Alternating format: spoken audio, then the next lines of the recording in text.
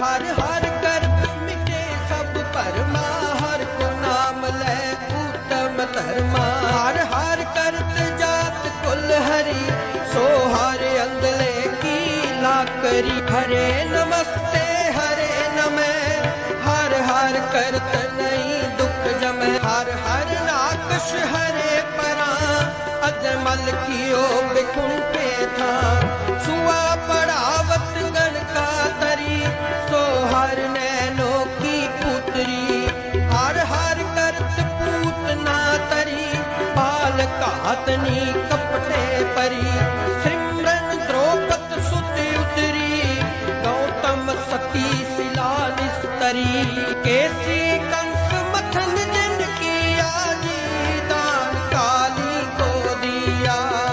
कन में नामा ऐसो हरि, जास जपत पै अपदा टरी।